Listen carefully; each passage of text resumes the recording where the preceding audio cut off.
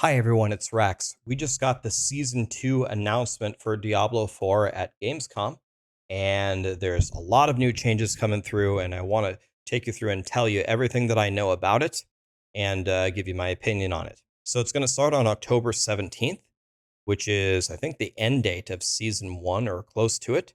So it's going to come out pretty soon. It's going to be exactly 3 months after their July release. So I'm glad that it's actually on a 3 month cadence. A lot of times I say it's on a 3 month cadence. It goes 3.5, 4 months, and it gets stale really quickly. Now, okay, let's talk about the seasonal theme first. So the seasonal theme is vampires. There's a video here. I could play it for you, but I'll let you just watch it on your own. It's vampires. Vampires are up. We have to help Eris, the vampire hunter. We're going to kill vampires and get their powers. We don't know what their powers are. My first reaction to this, it was not that good because it sounds exactly like season 1.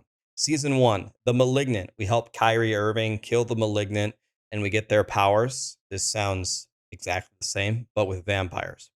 Now, one thing that I know Blizzard did learn already from season 1 is season 1 was way too slow. Kill the elite, the heart comes up. You click it, the heart goes down, the new elite comes up. You kill it, and then you get your loot. It's way too slow. Blizzard already knows and agrees with that because they already changed season 1. They changed it from being 5 seconds to 2 seconds, so they agree that it's way too slow. That's already one improvement. Maybe the superpowers will be better and very interesting. So my first initial thought on the season theme doesn't sound that great, but there's a different side of the release, which I think is a million times better. So here come the permanent changes to the game, and they're releasing 5 new endgame bosses. They hinted at this, I believe, in a previous campfire. They said we're going to bring, oh, how great it would be if we could take some of the campaign bosses, which were actually really cool, and make them like Ubers. But these Ubers are also going to give you better target farming, getting your uniques. Have you ever not been able to get a Tempest Roar as a druid? Well, maybe now you'll be able to. And the Uber uniques.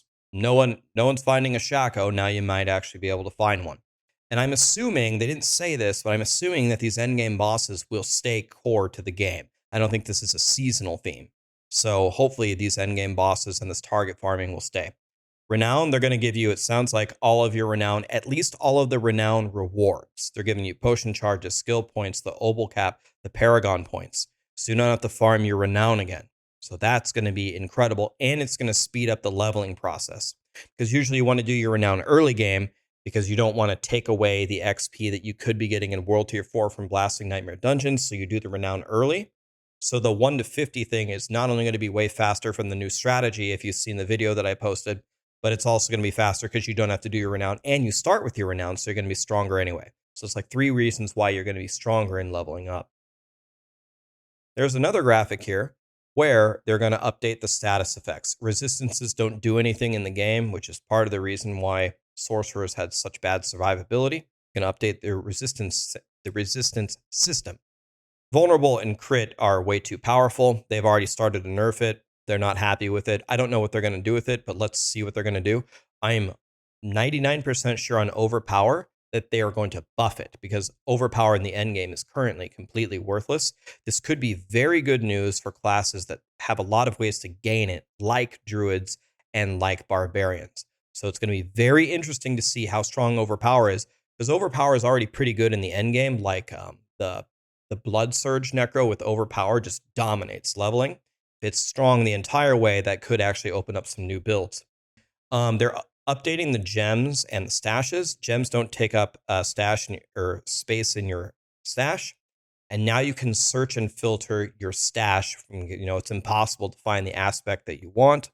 Now you can search for it. This is not a loot filter. People are asking if it's a loot filter. No, I'm sure that's coming later. That's what Diablo 4 really needs, but that's what we're getting so far. So here's my take on this. So I told you separately. I think that the seasonal theme sounds like a copycat of season 1. And I think that the permanent changes that they're making, giving you the renown, fixing resistances, fixing overpower, giving you a way to target farm, adding 5 new Uber bosses to target farm stuff, a real way to target farm like a Tempest Roar and to actually obtain the Uber Uniques. All of these are good core changes to the game. And yes, a lot of people are going to be super upset. It's like, this should have been out on the game's release. This is pathetic that it took them 6 months to release it. Yes. Okay. It should have been out. It should have been out on the start. Yes, they should have released the game 1 year later and put all stuff in the game. But this is what we have, guys. This is the situation that we're in. In my opinion, if you gave me a choice, do I want a great seasonal theme, or would I rather them make important changes to the actual game and make the game better? I think any rational person would pick the core game changes. So let's see how the vampires play out. And not really sure. Let's see how the powers go. Another thing to keep in mind is I'm 100% certain. I'm absolutely certain. This is not all that they're going to do in season 2. For example, I know that they're going to do class balance changes. And most of it, they've learned their lesson already, is going to be buffs.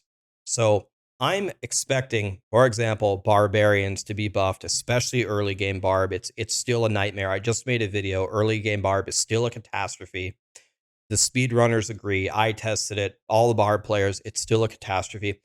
There's going to be more. So hopefully some of us can get a sneak peek of what they're going to do with the vampires and maybe get some feedback on this. And overall, at least I can say the Blizzard team is pushing Diablo 4 in the right direction. Thank you. You are listening. You're giving us the stuff that we want. We still need it. We're still a long way to go, but I do think Diablo 4 is trending positively. I'd love to know what you think. Trying to give a fair and realistic overview of what's coming. I'm excited that it's already coming on October 17th. They said it's going to be 3 months. They're delivering it in 3 months. It's sad that you get excited when gaming companies just do what they say they're going to do, but that doesn't always happen. So happy for that. And I'd love to know what you guys think. And we'll be covering all the updates to this, and I'm looking forward to it. No renown. It's going to be a really fast race. Maybe my right hand won't break in the middle of the race this time, and I can actually finish it. Thank you.